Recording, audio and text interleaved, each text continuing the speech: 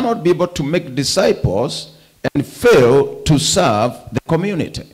And if we are going to serve according to a master's expectation, then there has to be, first of all, discipleship. We have to be discipled. And I believe this is why we are here. Part of equipping the students is empowering and discipling them so that they can also go and disciple, and multiplication continues so that we can have reproductive discipleship. Where you disciple few, they go and disciple others, and the word goes. I like discipleship. In our church, we have 5 pillars. One is worship. The other one is ministry. The other one is worship. Another one is evangelism. And another one is discipleship. 5 pillars. And one of them is serving, because we need to minister to the needs of one another. And also, we also need to minister to others that are called by God into the kingdom.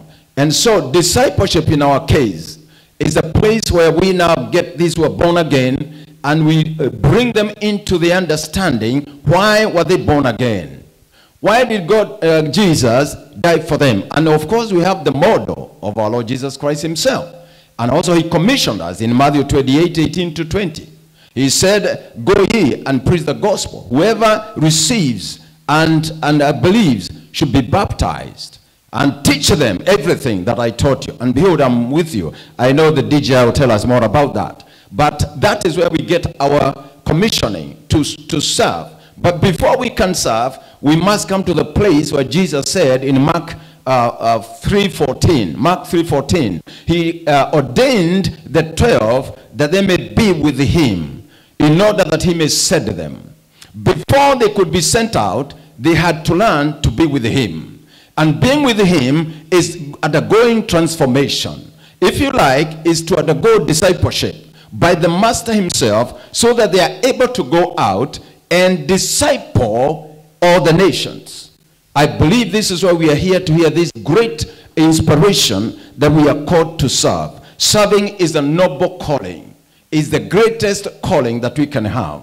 Our Lord said, whoever will be great among you, let him know how to serve others. So we are involved in a very noble mission. And I thank God that among those that are called to be able to serve. In order to serve, there is a lot of sacrifice required. There's a lot of resources required. You can see this institution, and you can see this facility. It's a lot of investment. To be able to bring people here, there is a lot of money that has gone into in order to have a place where people can be discipled, they can be equipped, they can be empowered to go and serve.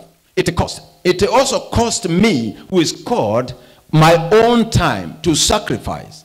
Our Lord is the best example, that he laid down his life for the people. He laid down his life.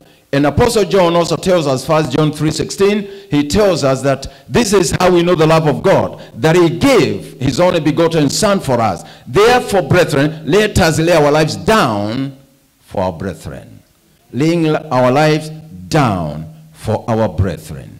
There is no greater cost than laying down our lives for others. That is what I see serving community is all about. And you're involved in this. But the good thing is this: we are not alone.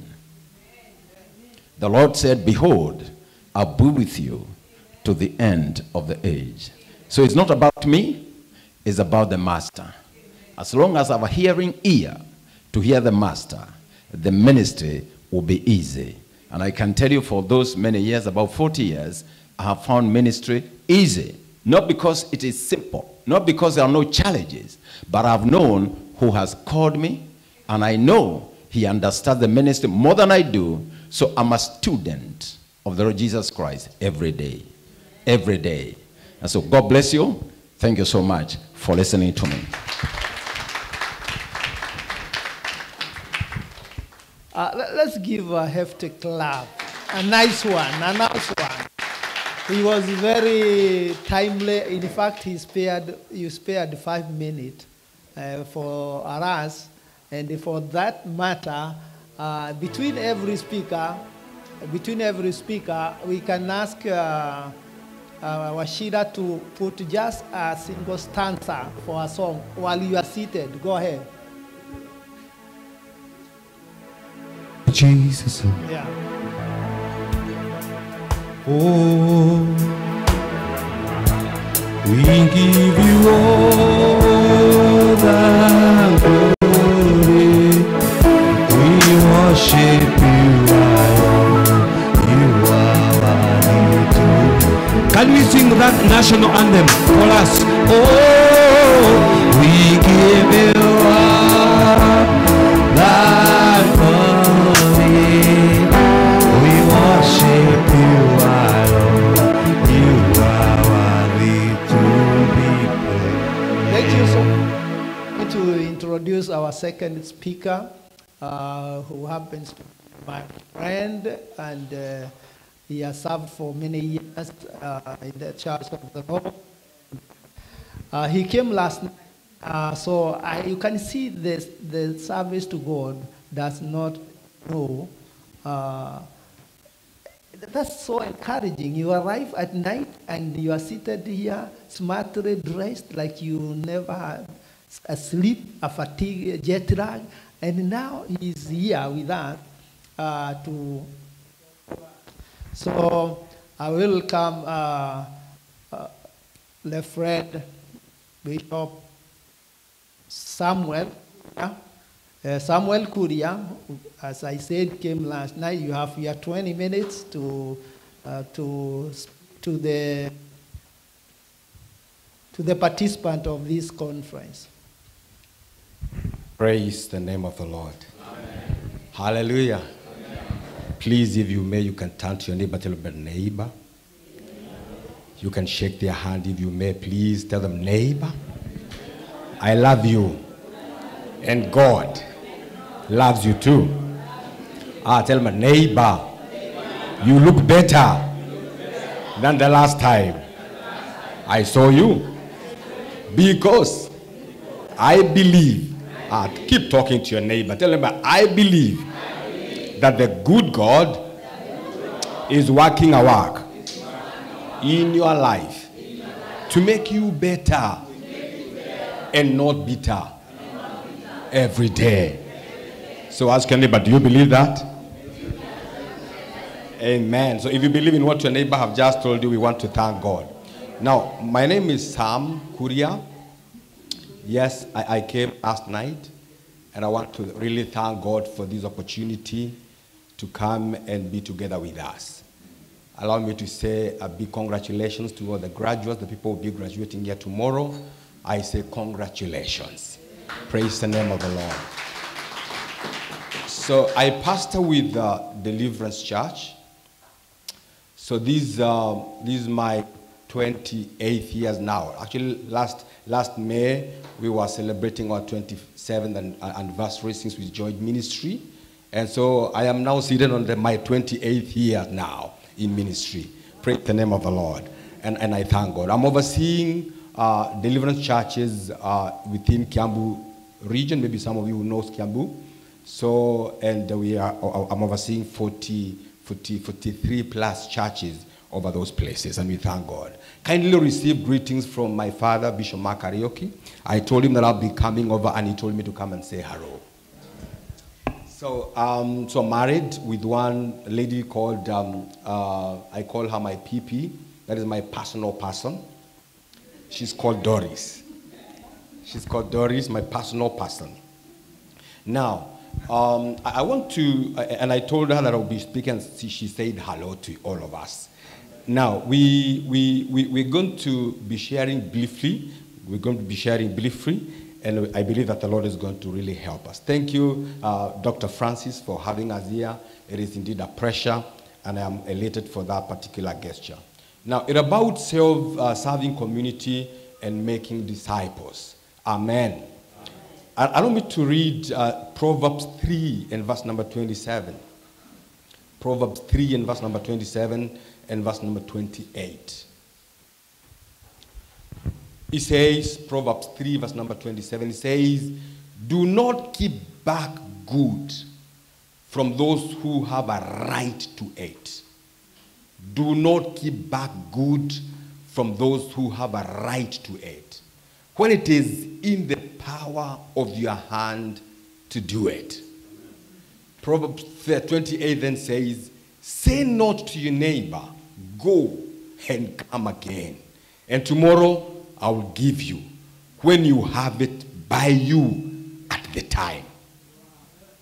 So I want to share with that, because just as I have said, being in the ministry for 28 years, it is quite a while. It's quite a while. And that means that I've interacted with a number of things, and some of us here will be graduating maybe tomorrow, and then you'll be actively involved in ministry. I want to say karibuni sana. But I want me for the few minutes to kind of tell us here today, that is what the Bible says. There are things that you have acquired. There are things that you have received. The Bible prohibits you from withholding it if it is within your power to begin helping other people out there. Allow me to say this from the onset, that ministry exists, or ministry is all about people. It is all about people. It is all about bettering people's lives, making people's lives better and better every day. Now, I want to talk about understanding your ethnos is key to global or discipling the nations. Understanding your world, ethnos. Understanding your area of influence, understanding what you have been called to do, understanding the community. It is very, very, very key for you to do what? For you to be able to disciple the nations. And I'll just say a few things and I'll be out of your way. But number one, there is a guy called Muhammad Ali, and he said, service to others is the rent you pay for it is the rent you pay for your room down here on earth. You see this? He says, service to others is the rent you pay for your room here on earth. Meaning, the reason why we are here and all of us came to school, it is because we want to pay our rent.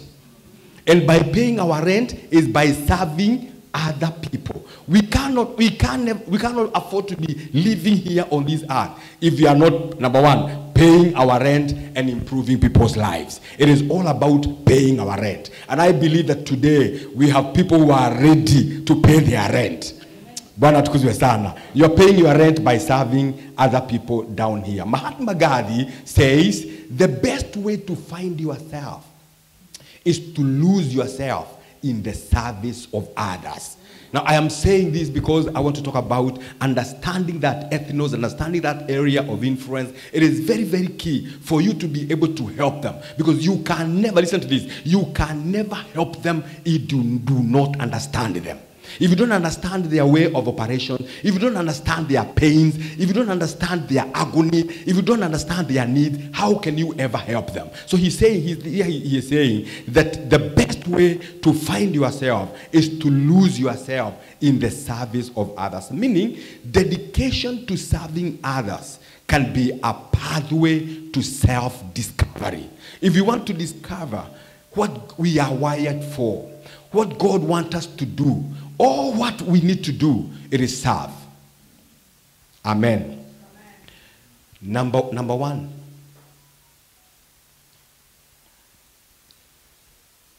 Because I want to talk about 3H. 3H. As we serve the people, it is important for us, the H number one, I'm talking about the head. The head. So we need to have the knowledge. We need to have the understanding of our world. We need to have the understanding of what is out there. Know what is really happening and hurting people out there. Somebody said, people do not care how much you know until they know how much you care. So we need to understand the people, number one. That is why I'm talking about the head. We need to understand the people. We need to do the psychology. We need to do the counseling for us to be able to understand what is happening with the people out there. Allow me to say a few things on the ground. What is happening? Number one, people are hurting. On the ground, people are wounded. We need to know that. As we approach them, as we serve the community, we need to know we are going to this community which is already hurting, which is already discouraged, which is already disoriented. So what is there that this community, what is it that these people need? Without that understanding, we may not be able to do what? To serve them effectively. But I'm telling us, the reason why we have been here and we have been standing is for us to have that understanding, to have that knowledge, to know what is it with the people out there. And I want to let us know that there is so much in the world that is hurting people. We need to have that understanding. Praise the name of the Lord. Without that understanding, we may never know how to help the people. H number 2. So I said H number 1 is understanding. We need the head. We need to understand the people out there. Bwana tukuzwe sana. You know, today there is a lot of I don't know, we call them mental illnesses because of the pressure that is coming with people. For us to be able to serve this world and serve these ethnos, we need to understand the people. So people are hurting. So what does that tell you? Give them, heal them. People are discouraged. So what? People give them hope. That is what they are looking for. Bwana tukuzwe sana. Because ministry exists for people. Number 2, the second H as we serve the community is that we need to serve the community with our heart. With our heart. Head and then heart. And I'm saying people don't care how much you know until they get to understand how much you love them and how much you care. Ministry and serving the community is about love. As we go out there, we are supposed to be people who are going to give love, passion, not just giving people head knowledge, but we are able to connect with them by giving them love. Listen to this. You can never help them until they know that you love them. You can never attract them until they're able to know that you love them. I know all of us knows that the most powerful or greatest force that we have in the world here, it is the force of love. You are able to attract me. You are able to attract anybody to yourself the moment you are able to love them. Ministry out there in the field is all about love. We love the people. Even in their predicament, even in their pain, even in their sorrow, we are able to feel them and be able to love them with our heart. As we serve the community, let us, all of us, be out there to give love to the whole world. Because the whole world, it is crying. There is a lot of pressure in this world. There is no love. The world is really moving very individualistic. Everybody, it's about me, I, and myself. That is all about. It is about me, I, and myself. That kind of individualistic kind of a lifestyle. And as a result, we are losing the world. People are not not finding love or help because there is no love. Listen to this. You know, the Bible says, for God so loved the world. So the key word here is love. We need to have that passion. We need to have that love. And I want to tell you, listen to this one. I want to tell you, you can win more people with your heart than with your hand. More people need your heart, not your hand. Are you getting this? More people need your heart, not your wallet. Or for this sake, not your dollars.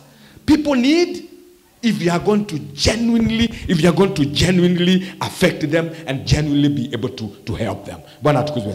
This lady called Mother Teresa. Mother Teresa went from Calcutta, and she went to New York. And when she visited New York, she said that there is a worse, listen, look at this. She said, there is a worse poverty that I have found in New York that is not even in existence in Calcutta. This is Mother Teresa. Simply because she could see that people are really hustling. And that love, I am praying to all of us. May we be ministers of the gospel that will begin to serve with the heart, with the passion. Because I'm telling you for sure, you are able to attract more people to your side, even to the Lord Jesus Christ, with your heart than more than your hand. So the first one is, the first H, head. Somebody is already ahead of us. She's saying heart. Maybe she likes that more. And so the first one is head. Understanding of the ethnos. Understanding of our world. Understanding of the dynamism and the dynamics in the world. That will begin to help us so much. And then number two, we talk about the number two is the heart. We feel with the people. We cry with the people. We be with the people. Can I listen to this?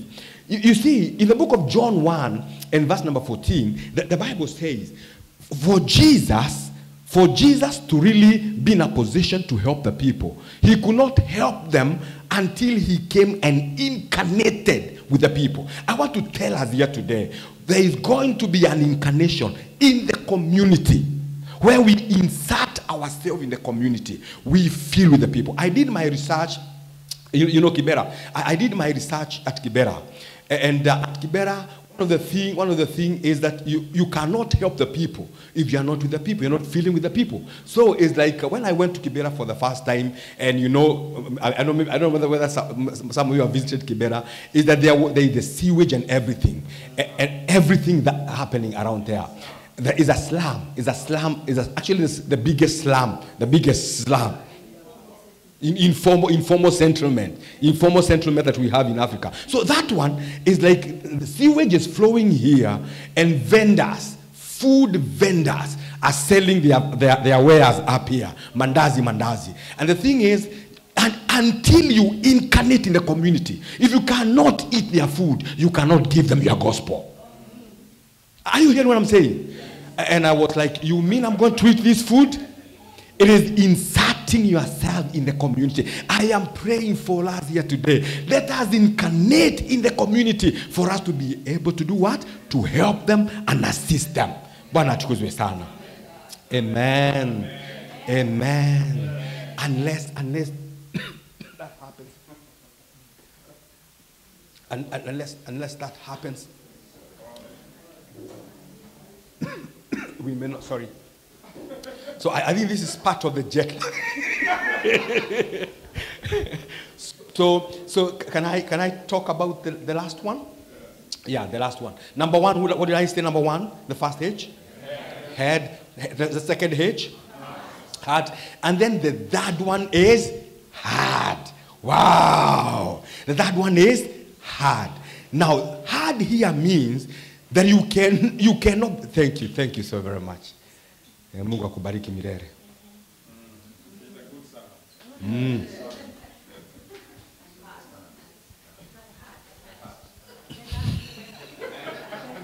Thank you.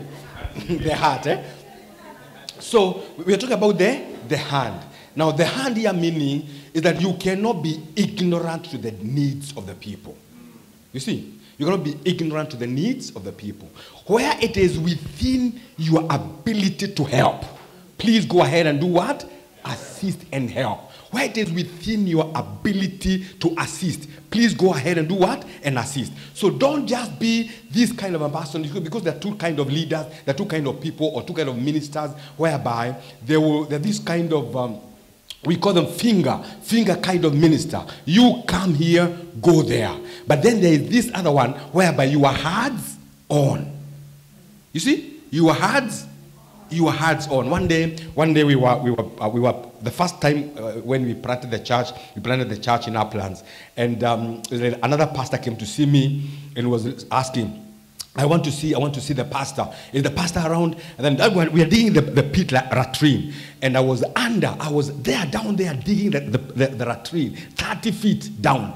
And then when this pastor came asking, and then he said, "You are saying Pastor Sam is here? I can't see him. Where is he?" And then this member came and told him, "Can you see Pastor Sam is down there, 30 feet down there digging the latrine." Well, and then he said, "Pastor, I need to see you." When I came up, Thank you so very much.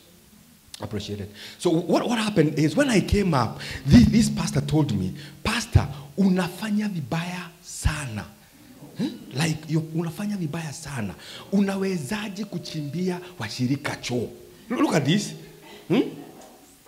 You see, whatever you are doing is so bad. How can you go digging the latrine for the members of the church? It is for the members of the church to dig the latrine for themselves. But then I said, jokingly, I said, I will also be going there. I'll also be using the same latrine. Are you getting the joke now? But this is the point I am making. Until you are able to use your hand and bless the people, unless you are able to use your hand and serve the community, you may not be effective in that which we are doing. I am praying to all of us that we may get to understand that when God gives us an opportunity, we will also be able to use our heart. Winston Churchill says, we make a living by what we get, but we make a life by what we give.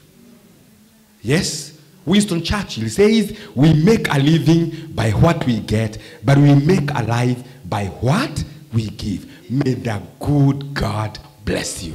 Thank you. That has been my time.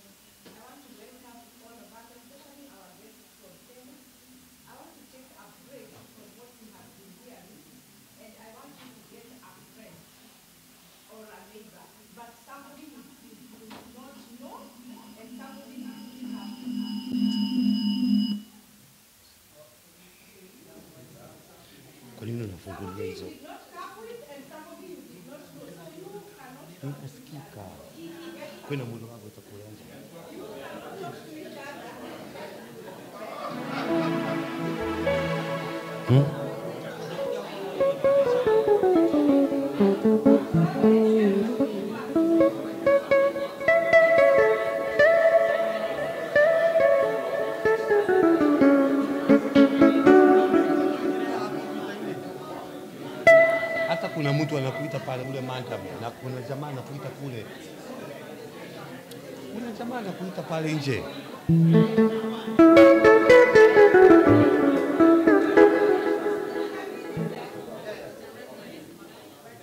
Yes.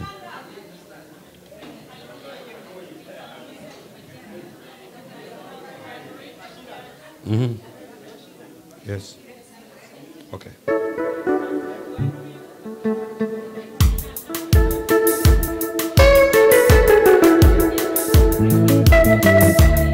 Oh, how excellent is your name, oh Lord. How excellent is your name, oh Lord. Oh, how excellent is your name. Oh, excellent is your name. How excellent is your name, oh Lord. How excellent is your name. How excellent is your name. How excellent is your name, oh Lord. How excellent is your name.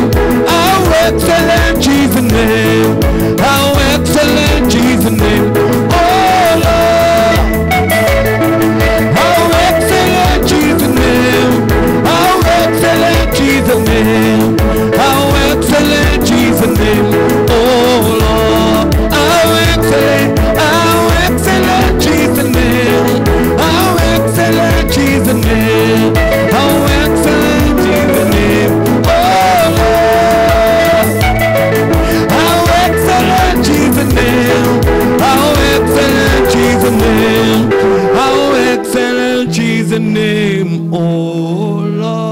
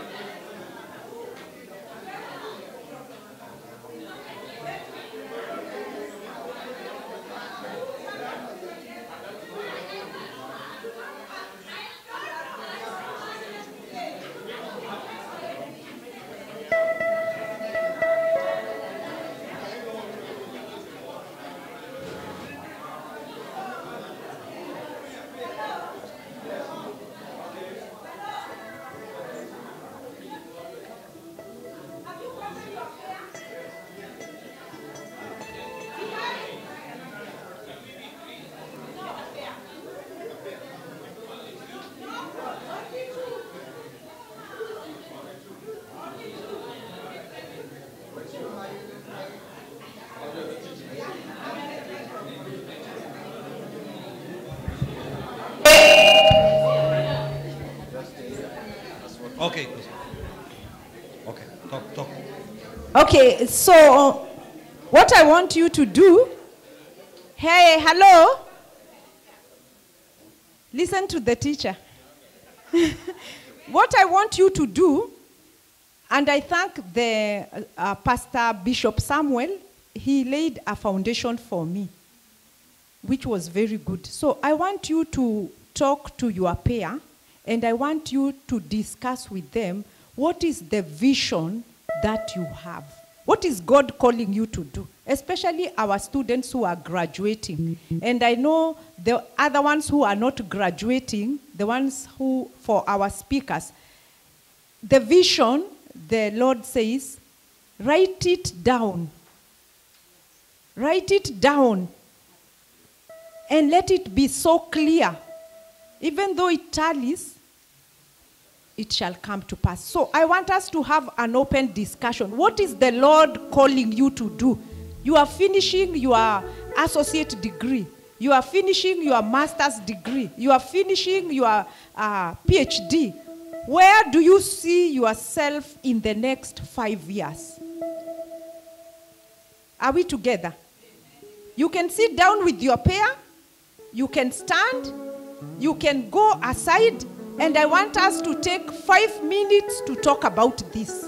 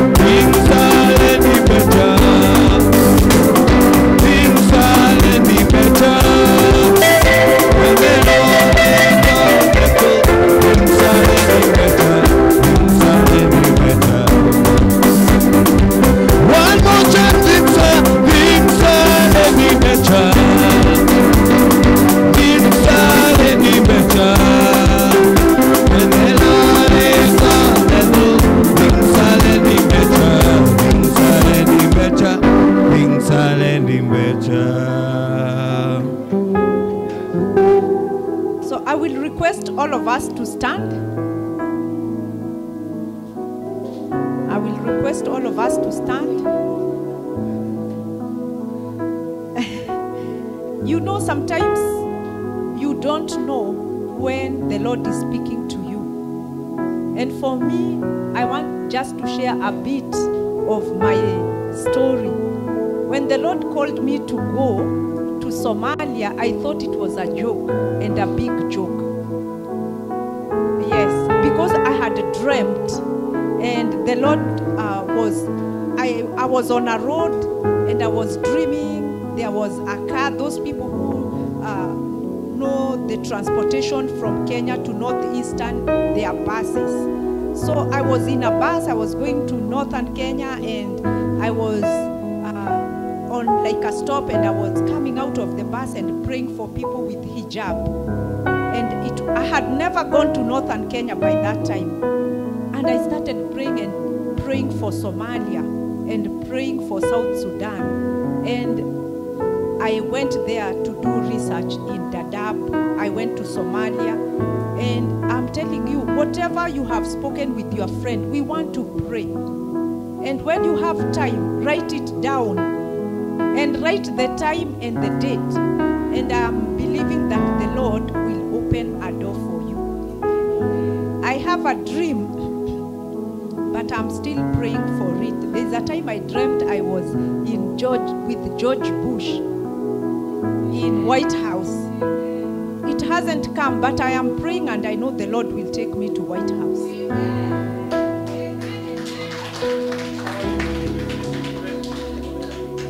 So, and the reason why I'm telling you this is that the Lord will speak to you. The Lord has spoken to me most. I don't dream often, but when I dream, it comes true. There's a time I dreamt that Museveni, you people know that Museveni, we were on a big stadium, and Museveni is the president of Uganda.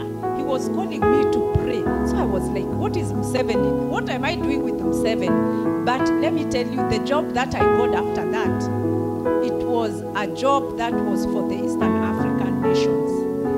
And Museveni that time was the president or the leader for the East African community. So what I'm telling you today, let this day go to the books of heaven. Let it be recorded that the Lord has given you a vision. You may take it lightly, but for me, I don't take it lightly. That the Lord, He says He opens, when we dream, He opens and He puts in us the dream. So I will call Pastor, I enjoy when there are bishops, you don't sweat to pray. And there are men of God here, I will tell them to come so that they can pray for the vision. And I hope, Dr. Geduku, you talked about the vision you have for Fulbright, so that as they pray for the visions of our students, they will also pray for the vision of Fulbright. Thank you. Pastor Kanyinge and the other bishops.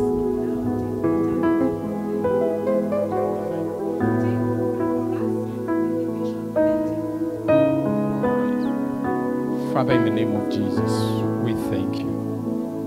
You have said in your word, we shall decree a thing, and it shall be established. And so as we have confessed and spoken it to one another, may that dream and that vision come true. In the name of Jesus, we thank you that there is no soldier that goes to the battle with his own or her own ammunition. And therefore you may provide to which each one of us according to the desires and the visions that we have, in Jesus' mighty name. And so shall it be. You may be seated. And it is done. Amen. Bwana asifiwe. I was telling my companion, I was telling her, I mean him, not her. We have started and have done it in Naivasha because I realized that the young people, when they were not coming to church, I would go to disco hall and face the owners. And then I approached them and asked them, how much money do you make for a Saturday night? Mostly they are done on Friday. The ones that we have done them on Fridays. And he will tell me the money that he makes on a Friday night. Then, and these things we have done three times in Naivasha. We are in record. And I bargained with them, and I said, okay, the amount that you have accepted, I will pay you. It will be paid by the church, Deliverance Church in Naivasha, where I minister. And I paid. Then I printed posters or handbills. Those ones that you put on the wall. And I wrote that for verses 18 to 19. As I said, I minister with Deliverance Church. And this is where the founder of Deliverance Church, Dr. Joe Kayo, gotten the message. And he called the church Deliverance. For it says, the Spirit of the Lord is upon me. You must know that the Spirit of the Lord is upon you. But even being upon, I believe is not even upon. He's within you. Because when you gotten saved and you say, Jesus, enter into my heart. You know the Old Testament prophets, the Spirit would come upon them. But for us, the Spirit is within us, indwelling. And let me say this before I speak. I am one of those pastors who do deliverances. And deliverances here, even as we go out in counseling, we incorporate that. In that, in other words, I'm a type of the pastors who ask, who are you? How many are you? What have you done? And I'll speak to that spirit. Now, the way we do that in counseling, you need to know this. We base that on the scripture that says, God said, let us create man in our own image, after our own likeness. And he made this body with man, and then he breathed through the nostril, and this thing became a living soul. When we are counseling, we know man is a spirit. He is soul, and he lives in this body. So nobody has ever seen me, because I'm a spirit. And if I get out of this body, and this body falls down here, you take it to the morgue, to the mortuary. But you say, oh my, he was just speaking to us, and he left us. Then you start looking, who are we going to contact in Kenya? Of course, since the overseer is here, he might know me, know my wife more than Daktari Giduku. So he will start looking for my wife's number and how to communicate. Oh, pastor was speaking to us, and he left us. But the body will still be in this kaunda suit. No, I will not go. So even when we are doing counseling or when we are doing deliverance, you need to know somebody is a spirit, that he lives in this body. That what God's haywire is a soulish man. And what is soul? Soul is a seat of intellect. Soul is emotions, where emotions are. It is where reasoning is. So somebody is not reasoning well. Somebody is emotionally perturbed. So you must know, as you get to the soul man, to the soulish man, man is a spirit. And when you know that that man that you are calling a spirit is a breath of God in that individual, then the word that we have, Jesus said that the word that I speak is a spirit and is life.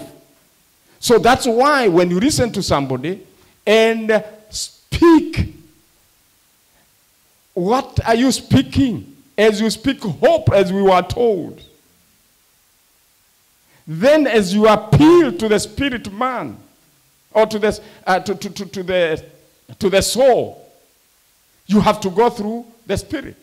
Because we have the word, and the word that we are speaking, like now the words that we have spoken here, you cannot put them in a test tube. It's already here. It's already here.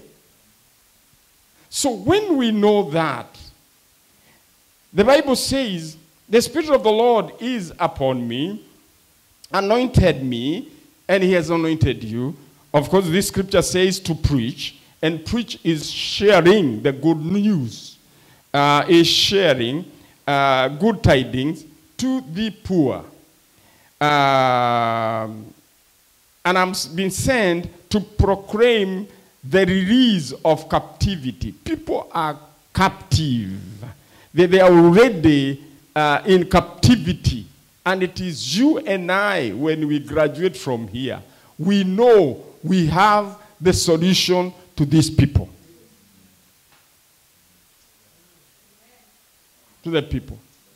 And the words that you are speaking are very, very important. Let me go on the flip side of speaking the words. Of course, these Wazungus may not understand. These white people may not understand. But in our place, we hit dogs. We don't keep dogs like pets. We hit them.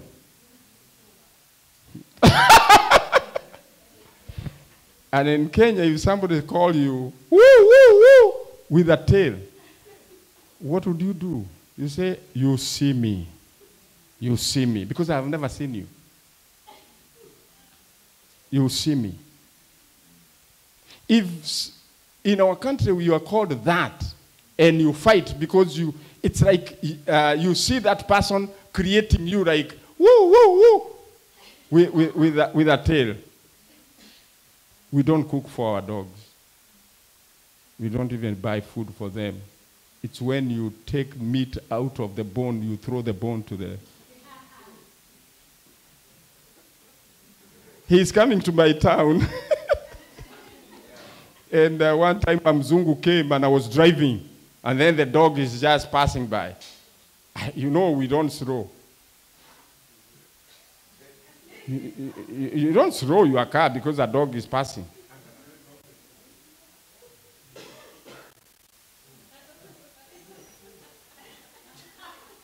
He will be in our church. So what I'm saying is, if somebody calls you that, or he calls you a prostitute, he's just calling you, and then you feel pain, how do you think you as counselors, when you are speaking to people and you see the image of God in them, and you pronounce that, and you speak that, it creates hope, like our overseer have said. So, and you're going to heal people. Proclaim the acceptable year of the Lord. And anointed counseling, it will get to the, when you know that you are anointed, it will get to the point. Anointed counseling brings spiritual awareness of the presence of Jesus in the midst of people. So bless the Lord, the Bible says. Look at this. Bless the Lord, O my soul. That is Psalms 103. It is the soul. Remember, when you are counseling the soul. It's not the body. So when whatever knowledge you have received, when you take it outside there, and you know God is with you, the soul will be blessed. Anointed counseling bring conviction, hunger for the Lord, and overwhelming knowledge of his love. Without anointing of God or the Spirit of God, knowing that you have the Spirit of God, you just talk and talk. And you can't really quite say what you have said to that individual. But I pray that as you go meet these people or meet us, because also as we need it, know that the word that you are speaking, when you have already prayed and you have said, God, I know this is your creation, even without approaching it too much professionally, but knowing it is true, the professional was to equip you and to know how to handle them. But then you must know, where do you know this is now a demon? And that's where where we come in, those who do deliverances, that this one is beyond counseling. This is beyond counseling. And you need to cast out that spirit. It is not right. It might even entertain. Geradekia.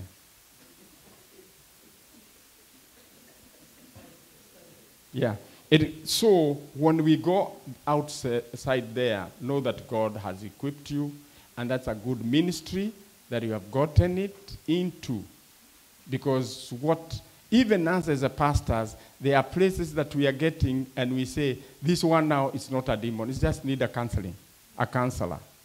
So we need one another, or you are needed in both areas, from your education and even the Spirit of the Lord, and it will be well, because my doctor has spoken there, so go and speak hope to the people. Our ministry is to speak hope, is to restore people. And when we do that, it will be well, it will be well. Let's pray. Father, in the name of Jesus, we thank you, we bless you. Thank you for giving us this institution, that it has not only equipped us to get jobs outside the ministry, but it is within the job that we walk into it and do evangelism, that those who come into our hands, that, Lord, we will heal them by the words that we speak. And not only that, but Father, we will restore them to their families in the name of Jesus. Father, take all the glory, take all the honor in Jesus' mighty name.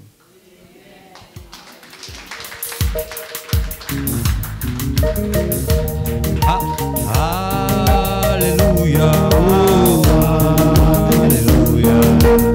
Blessed be the name of the Lord. Hallelujah, hallelujah. Blessed be the name of the Lord. We sing hallelujah, hallelujah, hallelujah. Blessed be the name of the Lord. Hallelujah, hallelujah. Blessed be the name of the Lord. Amen. Are you blessed? Can you feel it in your heart? Yes, me, I'm blessed. I can feel that now I can deliver. Now I can deliver. Because you don't have to get out of place empty-handed. You'll have to get out of this place full of information. It is not, our motto is that we equip people who can actually go vertical as well as horizontal. Yeah, that's the way even the man of God should be doing at the pulpit. That they don't concentrate on vertical, but they still concentrate on horizontal. Because we have to understand what is ailing us here on this earth before we go to heaven. We occupy and take. We possess. Because we don't want to be poor. We don't want to be poor. We want to have those advancement and utilize the technology that is there, the resources that are there, so that we can be equipped. When we nourish our souls by what we listen from the Bible, coming from the Bible, we also to grow. Not only physically, we also need to grow economically. Correct? We need to grow economically. So we need to be people who are diverse, not constrained on just one particular thing without diverting your attention to the things that you need while you are here on earth. Do we need properties? Do we need properties? Yeah, we do. Do we need money? In God we trust. In God we trust. You know the note of here, in God we trust. So you have to have that resources. So we are about to end because we have only 2 speakers, 10 minutes each.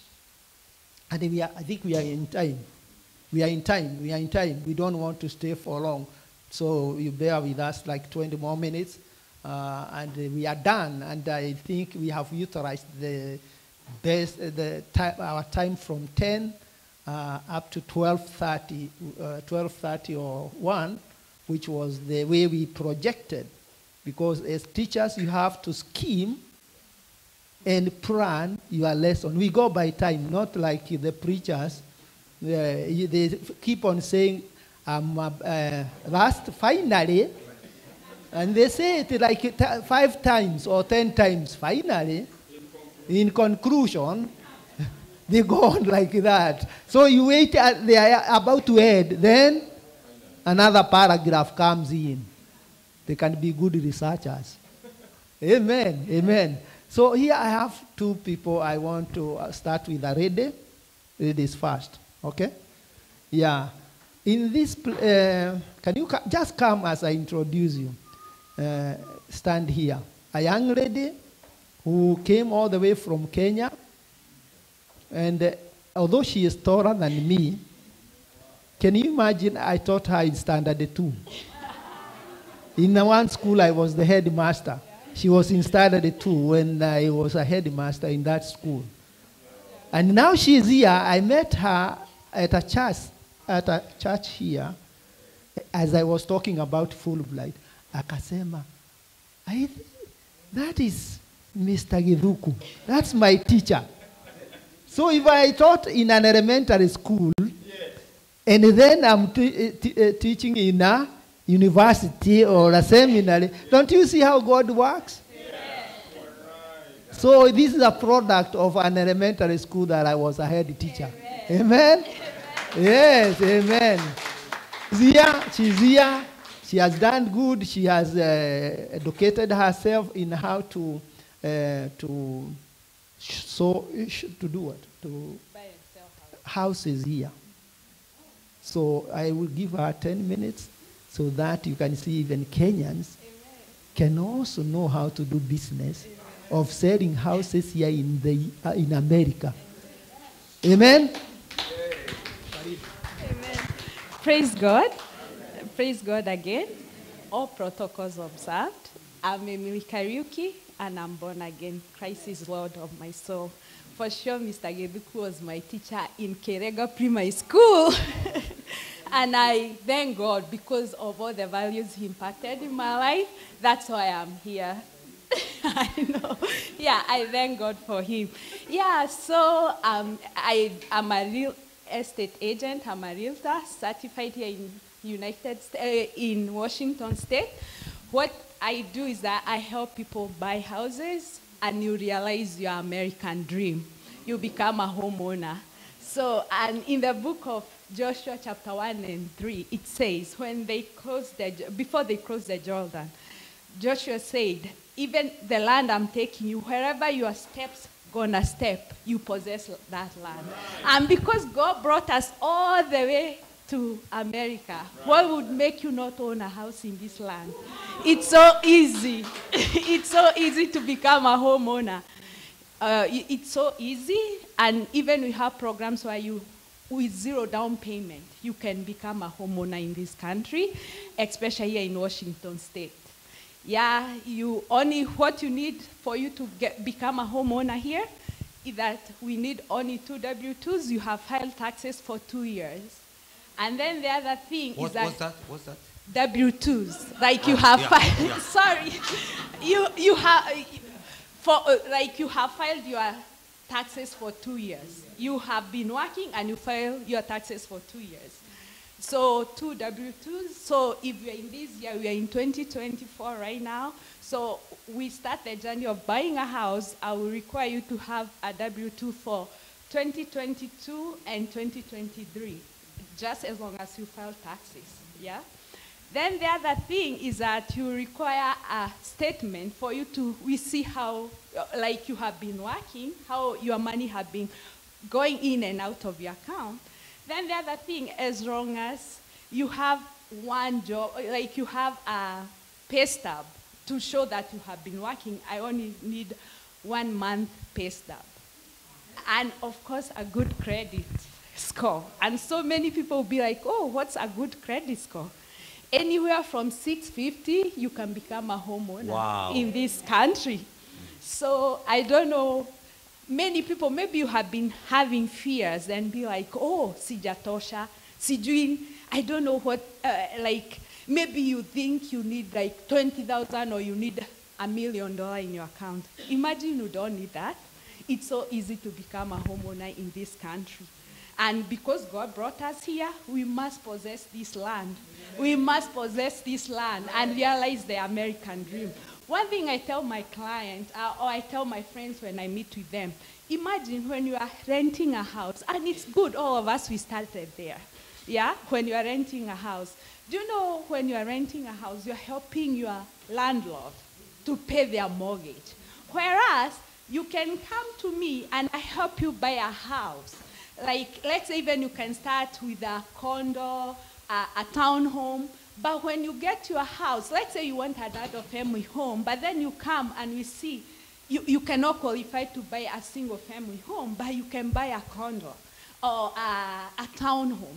So when you live in that house, like for 1 year, you know you can sell it and it will have built you some equity, which when you sell it, you can use that equity as a down payment for your dream house. You see? Because when you're renting, you're helping somebody else to pay their mortgage. Whereas if you possess and get your own house, you can be able to pay your own house and you won't be, I say it in our way, it's like you are throwing money in the trash can. Because when you are renting somebody else's house, even when you move immediately, you don't get money back. They don't even give you $1 back, correct? But when you own your own house, when you're paying your own mortgage, and let's say you decide you have gone to your house and you'll be like, oh, this house is too small for me, or maybe I have the desire of a greater house. But you started with your first house. As I told you, the money you pay for it will build you equity, and when you sell it, you'll be able to buy your dream house. You want to become, as we become as students and we go preach the word of God, also we as Paul, he was a tent maker, correct? So even us, we can become other family homeowners and do business while we're preaching the word of God and when we're impacting other people out there. So you see me and we'll walk with you the journey of owning and buying houses here. I'll see you. I'll talk more with you. We have branches. We have an office. I work for Champions Real Estate, and we have offices in Federal Way. We have in Everett and also in Edmonds. And God bless you so much. And thank you, my teacher, for giving me a chance. God bless you. Amen, amen. You know what? I was in Awe. I was amazed, and I didn't know somebody who never knew to speak English in Standard 1 could do this in front of me and speaking so well and defeating the teacher. Is that not amazing? So we have grown. I'm 65 years. And now I can be happy when I'm seeing my student along the way. When you graduate here, Bishop Getonga, go to Kenya, start a center of running. So when I come with the walking bakola, like an old man, walking stick, see, bakola is Kiswahili, walking stick, and I'm old. And when I see such things happening, even God can prolong your life. Yes, you can. So now I invite before we are mixing grill. So before I brought the other man from Kenya for his 10 minutes, we have our lecturer here who has been taking us through the program of discipleship, and here and in Kenya. And he is traveling on Tuesday. He's traveling on Tuesday with Frank in Kenya, because on 23rd, they are having a seminar for pastors. Actually, you'll be amazed. He needed 50. Now I'm not knowing what to do, because I have over 70 pastors to attend that seminar on 23rd. Even now I'm blocking the list. I don't know. So it's kind of work that God is doing. And he teaches on Wednesday and Saturday at night there from 8 to 10. While here it's while here is 10 to 12. No, here is 8 to 10 here. 6 to 8 there. And we have about how many, Dr. Eunice, in your class graduating discipleship, the group? How many? Not that one, the group of discipleship. Yeah, here. In total, I think we have over 80 combined. Those who will graduate in Kenya, and he will tell us what award is he going to give to those faithful students who took a 12 weeks program and completed.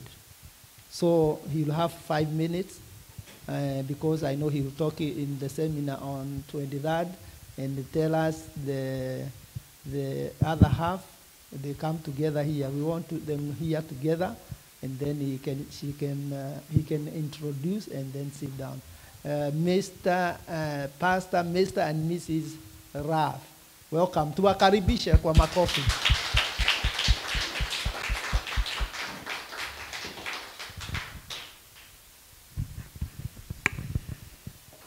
What a joy. Frank and I have just had such a ball doing this, and we are so grateful that God works in such wonderful ways. And you're talking about running into Dr. Frank. Well, we had a similar kind of thing.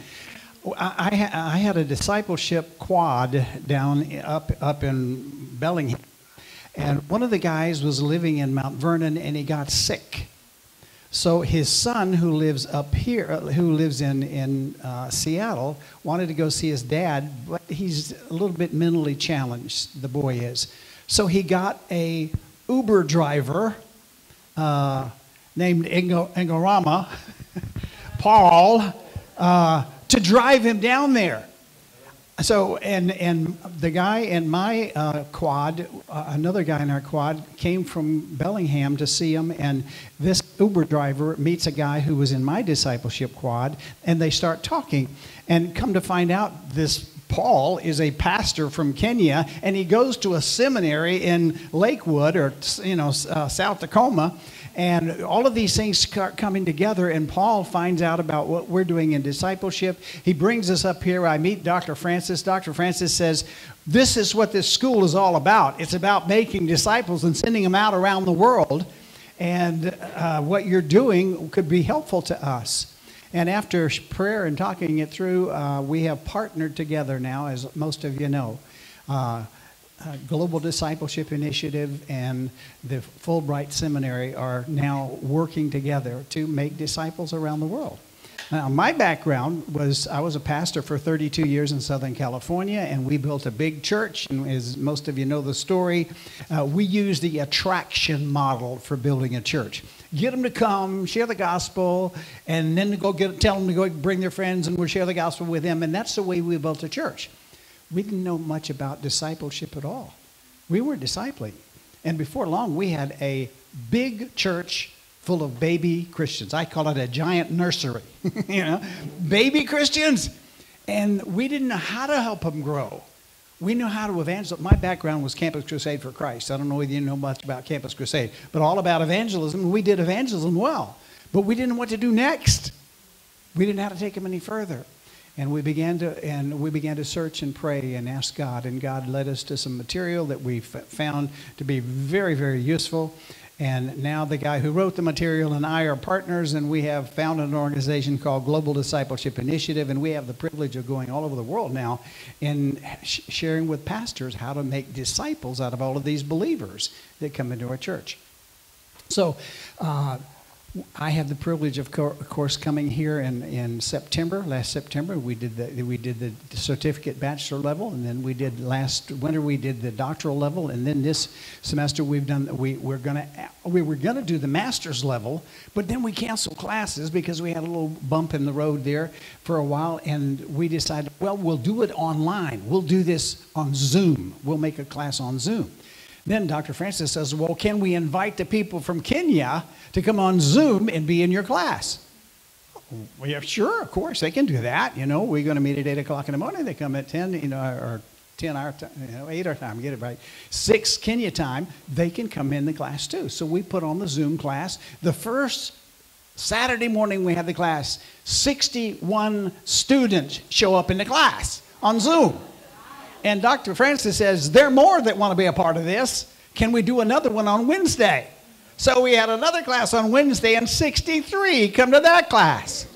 Now, not all of them are finishing, but wow, what it showed us is this hunger, this desire to grow in Christ. And every believer comes to Christ and they want to grow like babies want milk. They want to grow, but many times our churches don't know how to take them any further, and we certainly didn't in my church.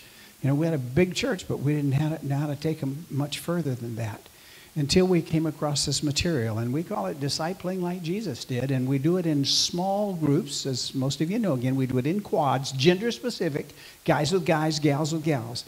And what happens is you begin to leave a legacy. I want to show you my verse, and it's the one we've already quoted it this morning.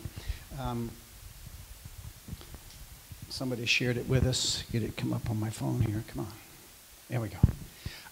This is from Luke chapter 6, verse 40. For those who were in my class, I soaped on this verse, okay? This is my soap. I call it like begets like.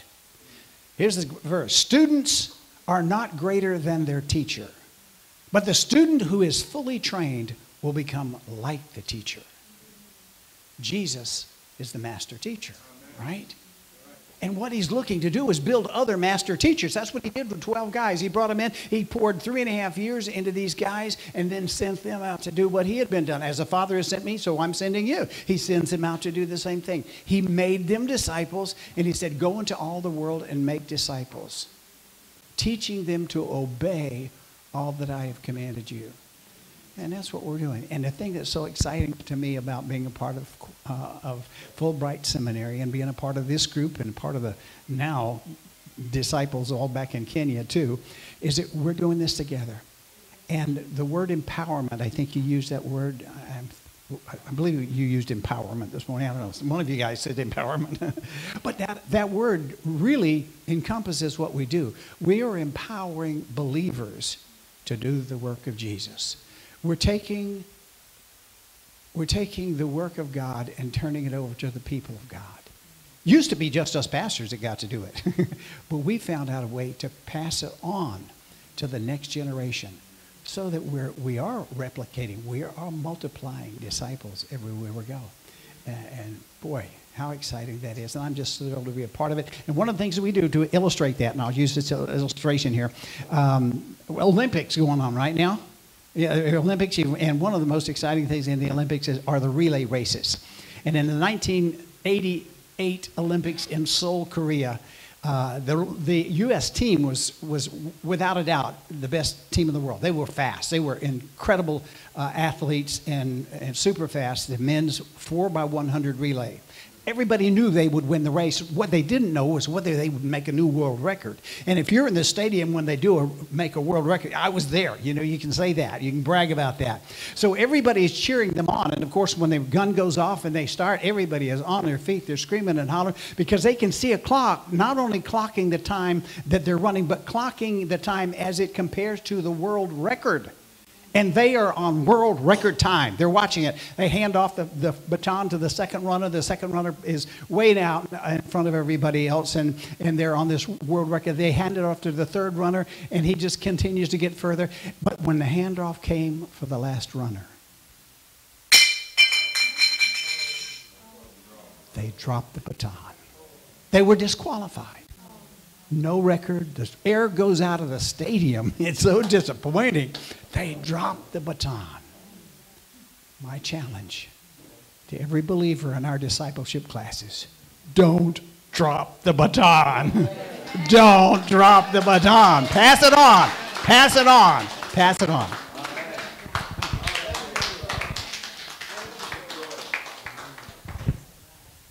Yeah. Thank you, Pastor Love, for handing over the baton to me. That's the way you do it, for the continuity purpose. For the continuity purpose.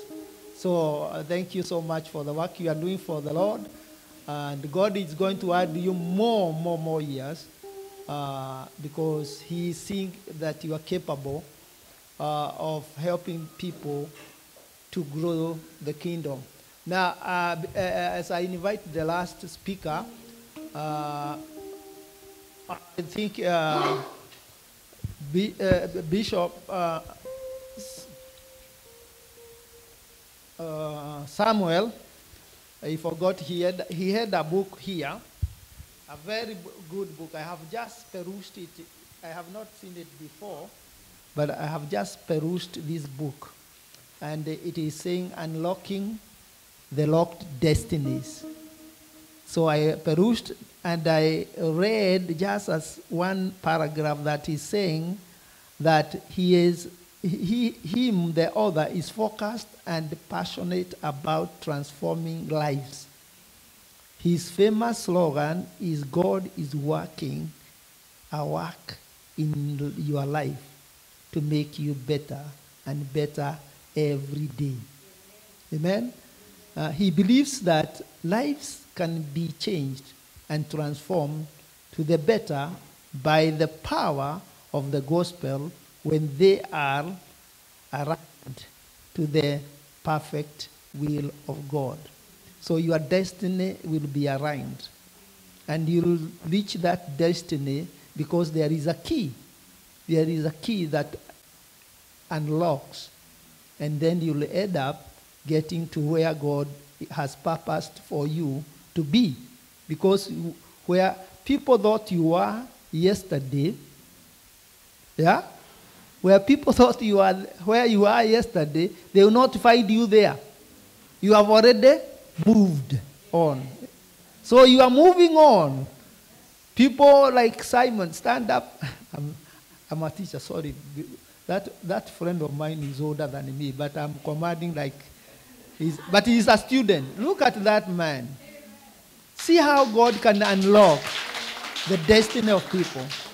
We used to work with him somewhere, I will not say it, and he used to share for us the portion of rod. You might think it's a portion of rod.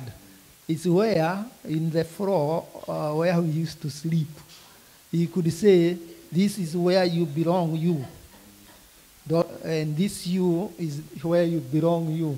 So any new staff comes in, we used to tell him, now can you tell him where his place is? So he would show that new staff where to sleep. So he was, because he was an HR, as you see him, he was an HR in Kenya, human resource. So I talked to him when he was asking me, what are you doing with your computer? All the time you don't sleep. You don't sleep. But he could stay awake and watch me studying. Then when this school came up, he was the first person to register. Yeah, he was, can you clap? He was the first person to register. He has done his bachelor now. He's in the class of masters, and they are graduating next year. At his he's a young man. He's 70. 70? 78. He's a young man. Yeah. And the reason why when we were with him working, he looked old. Let me give you the secret. He looked old. But when he started school, his brain started to expand. The elasticity of the brain did not start shrinking. At 60, the brain starts shrinking, and you start aging quickly. But when you put information in your brain, the shrinkage of brain stops and controls your aging. That's why you see this man. He's going strong, and he's over 70. He's 80. He's 79. A challenge to you all. 79, 78. And they still growing strong.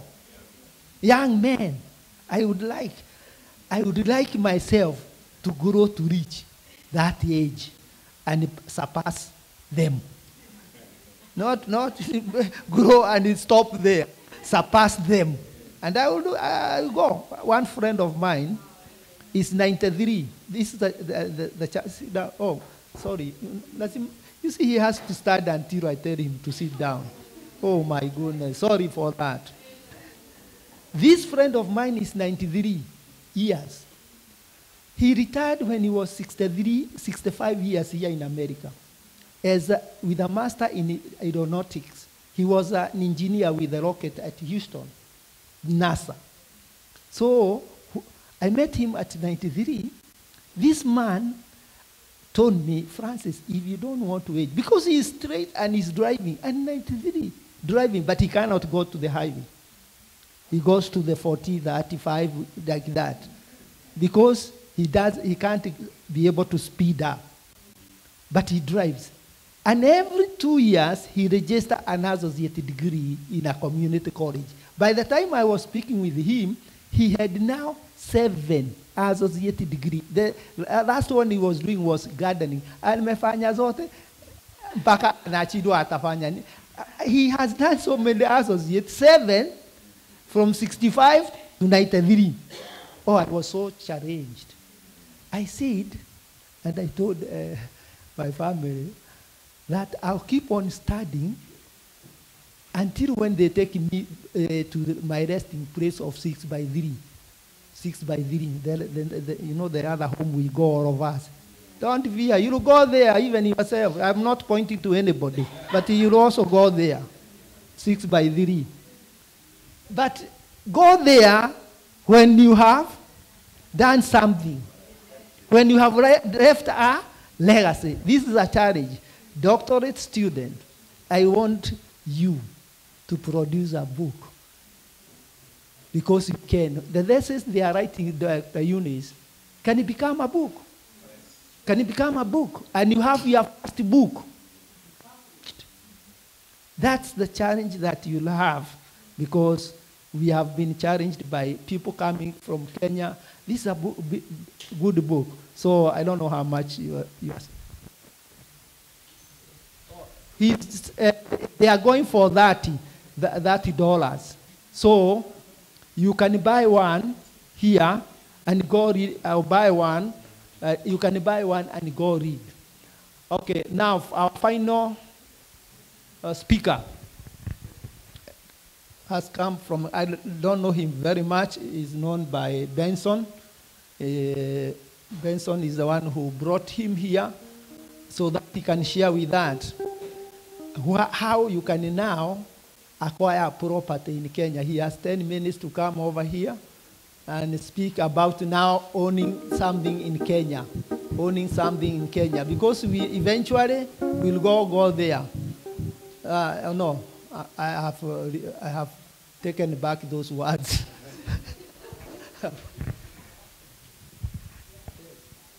Thank you so much, Daktari. Praise the Lord. Bwana Yesu asifiwe. I'm not a speaker.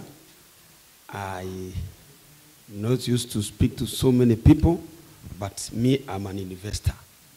An investor, they don't talk much. They're very little because sometimes, you know, teaching is a calling. But I've been touched by the speakers who have spoken here today. Like this pastor said that we are here. With some people, we are. You say that we pay our rent here when we are serving people. I didn't know that, but today I've known that. Thank you so much for the speaker who has spoken here today. I've been touched. When I go to Kenya, I'll tell my pastor what I've had today. I've written some of them in my heart. I thank you so much. I am also saved, along the Lord as my Savior. My church is in a place in Nairobi called Regius Baptist. That is where I go to church with my family. My family are in Nairobi. They are not here. I just came here just 50 days ago. My uncle lives in Washington, D.C., and I came here because of this guy. Benson is my friend. I'm the one who relayed my message to him when he's here in Seattle. So this is my first time to be in Seattle, but I've been to Boston, been to Dallas, and some places here in America. Thank you so much, Daktari, for inviting me and giving me this chance to be able to speak to you. As I said again, I'm an investor. I'm not a pastor, though I go to church. And I love to be a pastor, because pastor speaks something in passion that I really love to, I don't know. I told my wife one day I will become a politician. If I don't become a politician, I'll become a pastor. So I don't know which one. You pray for me, pastor of deliverance, because I was in deliverance. Langata, I was my church, the church of Dr. Njuguna. Njuguna was my father, like my father. I even started in Zimmerman there. So thank you so much. Lucy is giving you a brochure so that you can be able to know us more. We have something good for you this morning or this afternoon. We have a project called Kisanju Plain Garden. Our project is in Isinya, a place called Isinya. We move from Kitengela to Isinya. Along that road that's called Pipeline Road to Kiserian, we have a very, very huge and big land that we bought, me and my family, 2010. We have done fencing. It's 112 acres. We have subdivided that one into 858 plots. And we have sold actually around 600 pieces of them. The balance which is remaining is around 15%, which is now we have brought it here for people of Seattle. We have around 200 title deeds. I've even come with the original title deed. They are here, all of them, 100 of them. If you have never seen a title deed, this is a title deed. This is the original one, but it is under our name. After you buy, then you just go the process of doing transferring. Because we realize, Pastor, that sometimes people are just selling things that are incomparative with others. So when you pay an ancient money, then when you go back there to Kenya, you see that land is also and two people at the same time. So most likely, see, the receiver of the money can take the money away, then you left with the owner of the land which has not received the money. So that's why we've carried the title deed here. We have 100 pieces with us in the bag there. If you pick one today, you go home with a title deed. We have the process of transferring. We do the agreement. We do the consent. We do the transfer. We have all the documents with us. We have the seal for the wakili. Here they are called who? Wakili. Here they are called who? Anthony. Yeah, we have the Anthony. Attorney. I'm from Mero. That's you see. I'm from the other side of the mountain. My English is like that. You don't just understand me. And I've never been to this place like this. If my people see me talking here, they'll be, realize that I'm almost to become a pastor. So I know things will happen for a reason. So you guys, when you see us there, house and there, we'll try to answer your questions, and they ask us. We will try to answer your questions. We will try to assist you. We are selling this one portion of land at 1.5 million Kenya shillings, and if you pay a deposit of 500,000, we'll give you 12 months to clear the balance. We have that incentive for you. So please just talk to us. We're going to assist you, and we want to make sure that as you want to be impacted to go to heaven, you need to leave something on this on earth, especially in Kenya. Pastor is saying that when you finish here, you go back to Kenya. Si ndio? Na utaki kwenda Kenya na masanduku. Hadi tuende Kenya tukose mahali ya kuishi, si ndio? Paka tuende pale nyumbani tupate mahali ya kufanya nini? Ya kuishi. So asanteni sana. Thank you so much for this good number of things. When I think to come to America, I will come to live this side so that I can be hearing the one day, because it's so passionate about to go to heaven. And I want to go to heaven, even me. After selling the property here, I want to go to heaven. Thank you so much, and may God bless you, Santana. Thank you, Pastor Santana. Thank you. Because of shaking that hand, if I'm buying a plot there, it will be heavily subsidized. I'll do that. I'll do that for you. All right. Yeah. Thank you. Thank you so much for letting us know that information. And as we are taking tea now, you'll be able to go to the table that is seated, and then you can actually encounter more information on how you can own a property there. Or the want to do the vote of thanks. Prior to doing that, I would put this as something that was not there, because we still have time. On the side of the faculty, I would give 5 minutes for Dr. Suzanne, and come and say something on behalf of the faculty, and then I will invite Lucy Moriah to say something about the do the photo of thank, and also stand for the students. Well, thank you. I do have something to share with you that's for you know me as teaching church history, but I equally love music and worship, and we did a Psalms class here once. And in my past, I wrote many songs when I was young and did a lot of recording. And then I sort of had a gap of many years, and in the last couple years, the Lord has started giving me songs again, And I'll tell you what happens. And so this is something that goes with Dr. Eunice.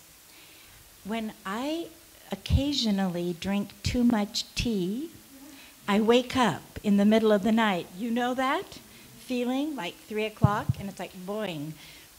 Well, I don't want to get up, but my phone is there, and so I have been writing songs.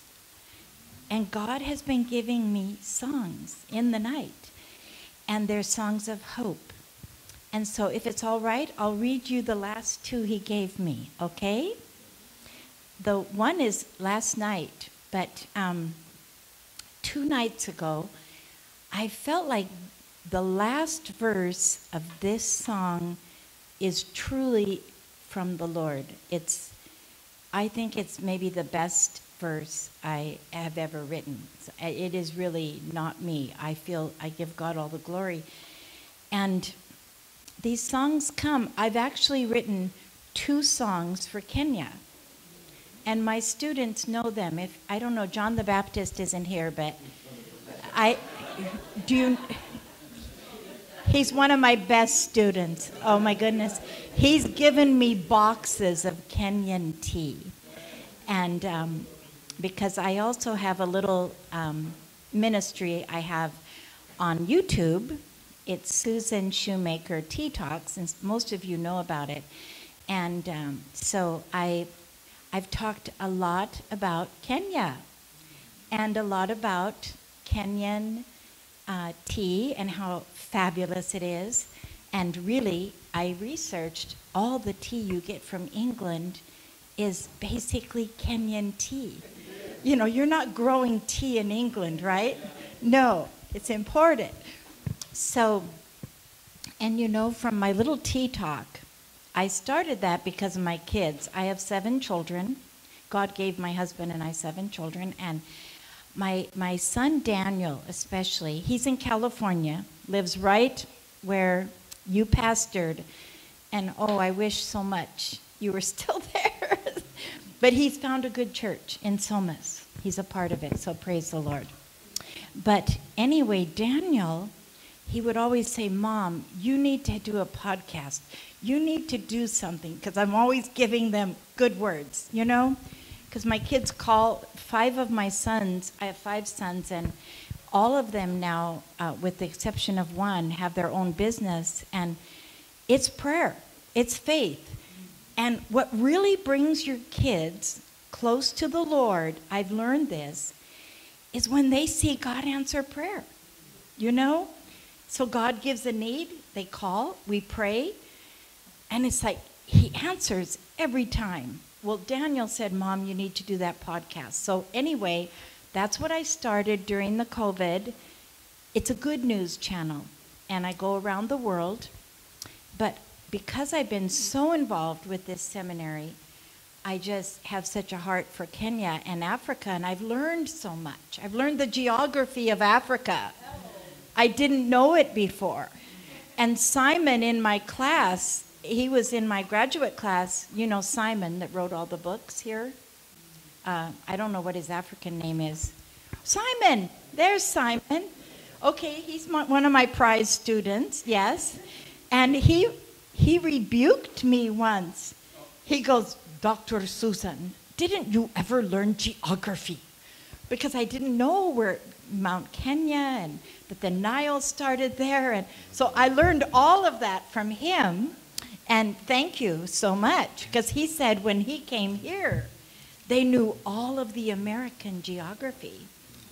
So you see, you're ahead of us. You also know 4 languages. So, yes. Well, so I want to just say something kind of special.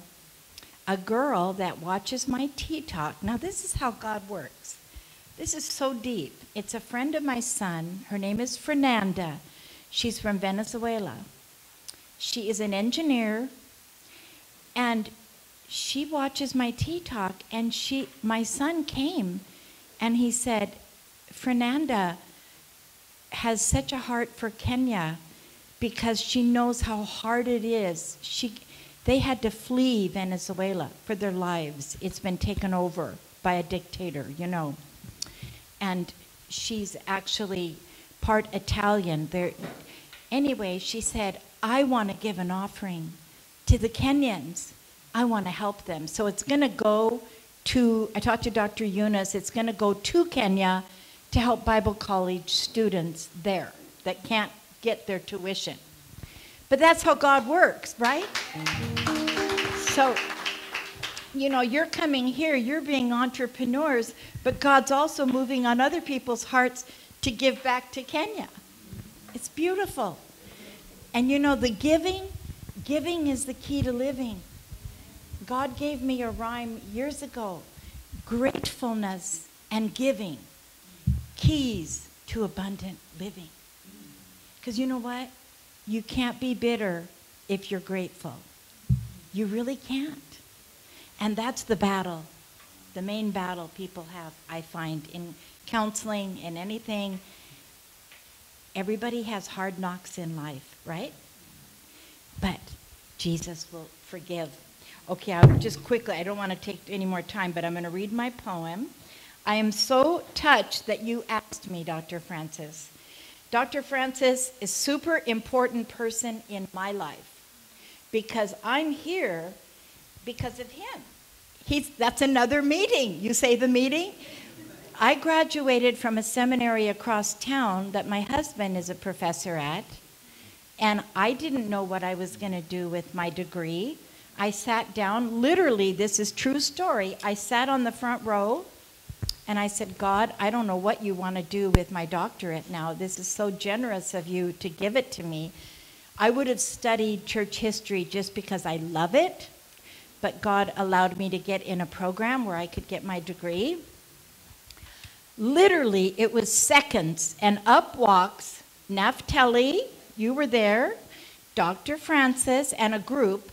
I don't know how many of you all came up, and he said, you have gotten my degree. Remember? He did the same degree I did. That's kind of, I didn't know it's an unusual degree because it's Christ to today. It's a 2,000-year degree. It's not just one section, you know. That's what my thesis was.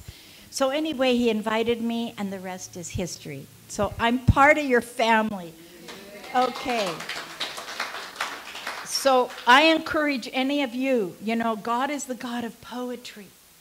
All the great literature comes from the Bible. 80% of world literature, the great literature of the world, came from England, and it is based from when the time they got the Bible. Shakespeare gave all credit to the Geneva Bible. That's where all of the greatness comes from. It's the Bible. It's the Word of God. Read it every day so you'll all become poets. I believe poetry comes from the Word. This is what God gave me last night. It's very simple. I just pray it'll be a blessing. The Lord is light. He saves my soul. He sets me free. He makes me whole. He gives me song of new delight. He guides me through the darkest night. His way is sure, the pathway green. I sit and rest by silvery stream. He speaks to me in gentle voice. Behind me guides, this way, best choice. He clothes me in his righteous robe. My feet are shod in peace abode. And I like this. My purse is full with promise true, enough to share for me and you. My clothing wrought of gold so bright, a royal crown, a bride's delight. For he has given royal heart. My beloved true shall never part. His flag unfurled above me flows. He keeps me safe in garden glow. For I am his and he is mine. I see through lattice. He leaps like hind. He takes me to his banquet table. His words of love. This is no fable. He gives to me his glorious name, joint heir together, a covenant same. Eternal bliss, a land so fair, a mansion fine is waiting there, and he will come to take us home to see him on his glorious throne, where we will bow on bended knee and worship King, our Savior he. We shall be his holy bride, walk together side by side. Keep your eye in upward glance. White horse coming, leap and prance. Keep oil in lamp, let flame shine bright. Wise virgins train, streams royal light. I love you, Lord, my heart's on fire. You are alone, my heart's desire. Please keep me in your holy way. Surround my heart with love each day. Praise the Lord. Amen, amen. Thank you so much. We are so blessed to have faculty members who are very resourceful, and I know that's wisdom. That's wisdom.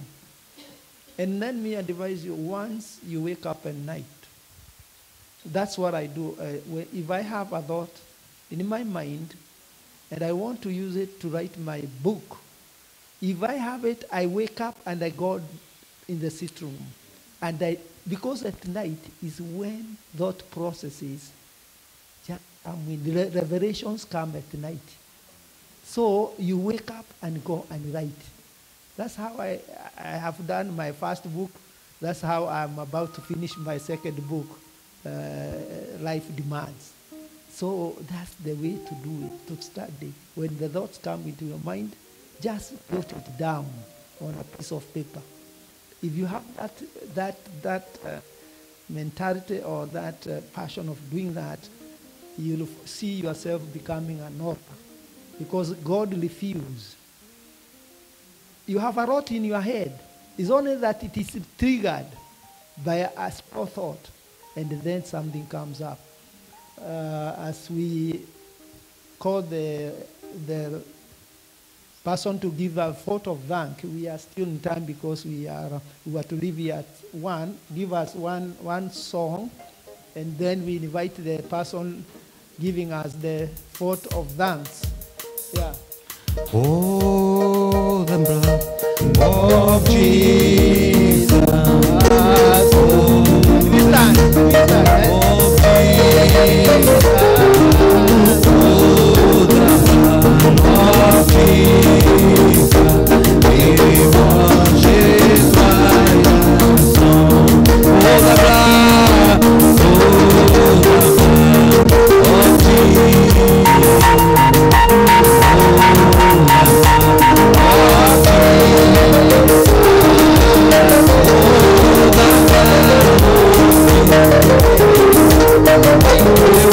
Jesus.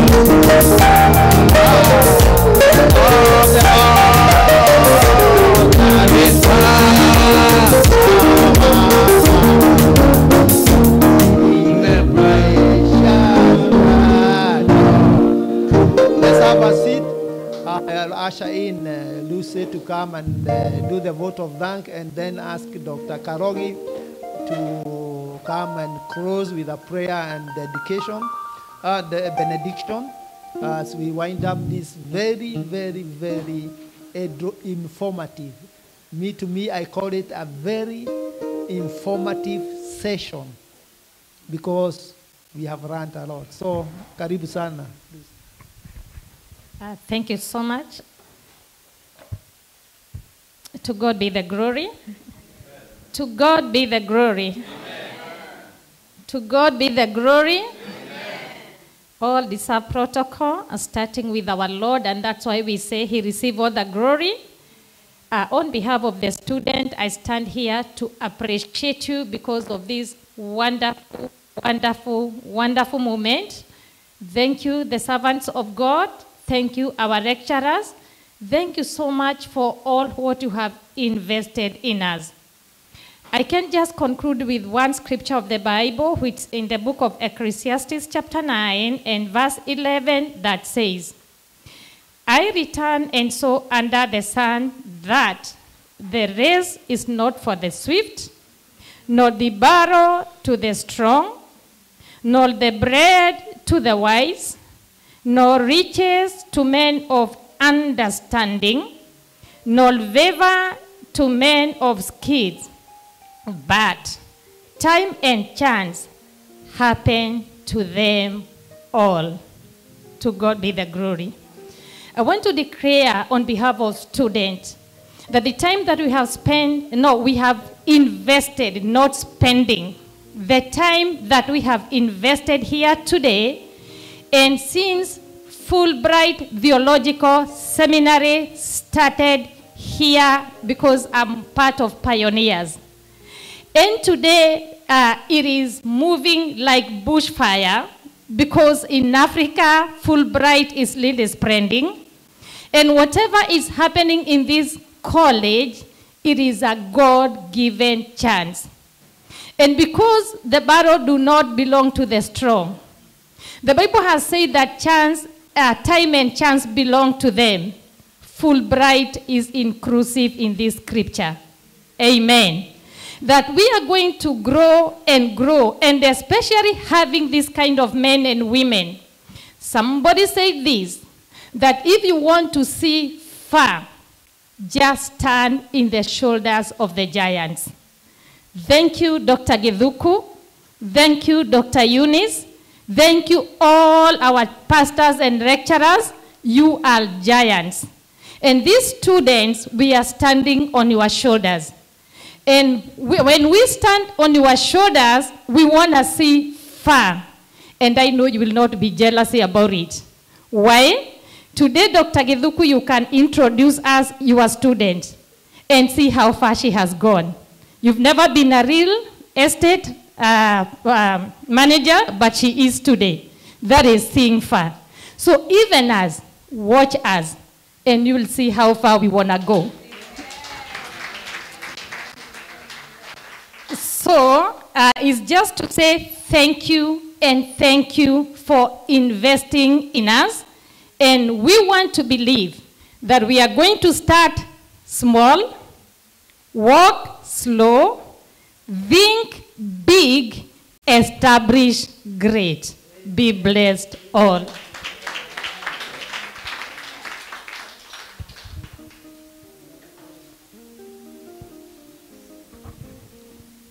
Let's all stand up. We thank God for the opportunity that we had for the first day of the conference or graduation ceremonies. We are looking forward for tomorrow. Everything else will be given by our esteemed Dr. Eunice, Dr. Githuku, and the chaplain.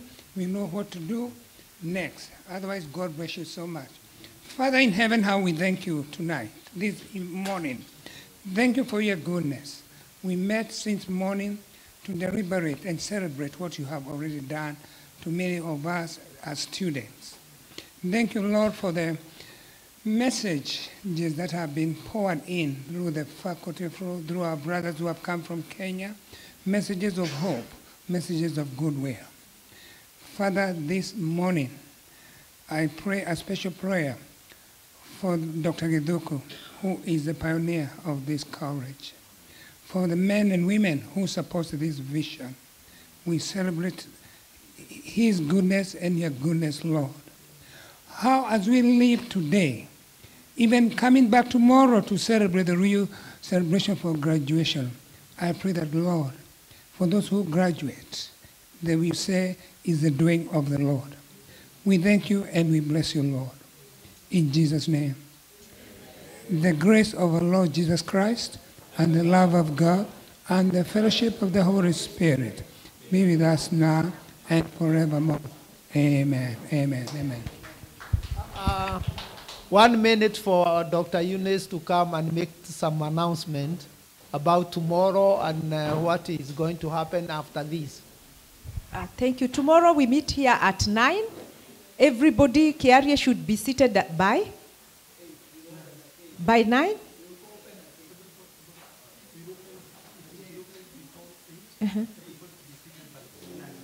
So we open at 8. Everybody to be seated at 9 because it will be live streaming. Yeah. Rehearsals after this, we have a few minutes for the graduates only. The rest can leave. Yeah. People who want their family members to follow the live stream, to share the link and post it. Okay.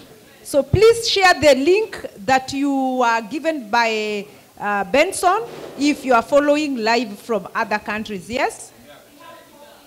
We have something to drink? Okay, let's pray for the drink.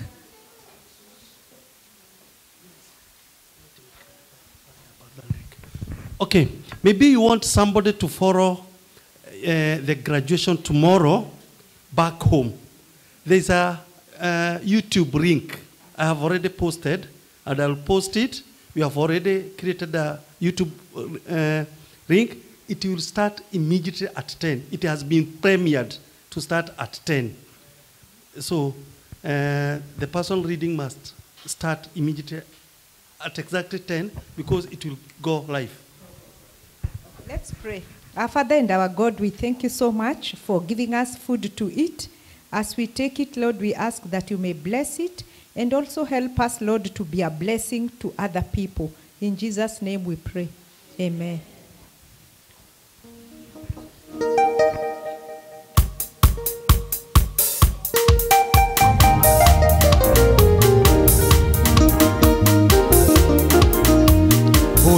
Yoria vale kuo que ambereria ore kuo moderucio no adiando atatu makine onge mainire amerudi me wanjo morire muato kaine ukavale kono eloine te anima kana kerudu onge iria nienga kuirakuo.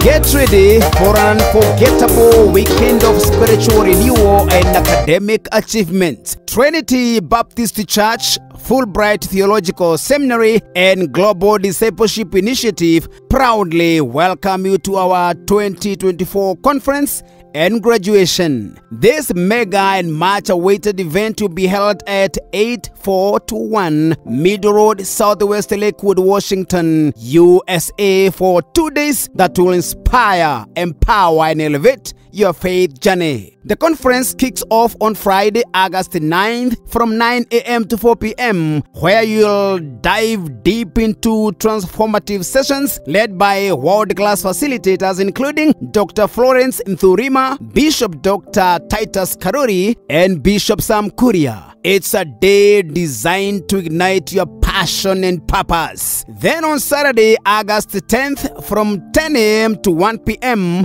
it's time to celebrate. Witness the graduation of our Fulbright Theological Seminary students as they step into their callings with our esteemed Chancellor and host Pastor Geoffrey Folsey in co-host with President and Vice Chancellor Dr. Francis Geduku, Dr. Eunice Waithaka, who is the head Dean of Curriculum, and Pastor Ralph, who is the President, Global Disciples Initiative, will be on the front line to witness such a milestone. Pastor Jimmy Hansen will lead the ceremony with an inspiring commencement address. And don't miss the special appearance of Pastor Charles Oshira from JCM Seattle, Washington, a moment you won't want to miss. Make your calendar, bring your friends, and come experience the power of faith, learning, and community. We can't wait to see you there. Trinity Baptist Church, Fulbright Theological Seminary, and Global Discipleship Initiative, where faith and learning come to life. You are all welcome.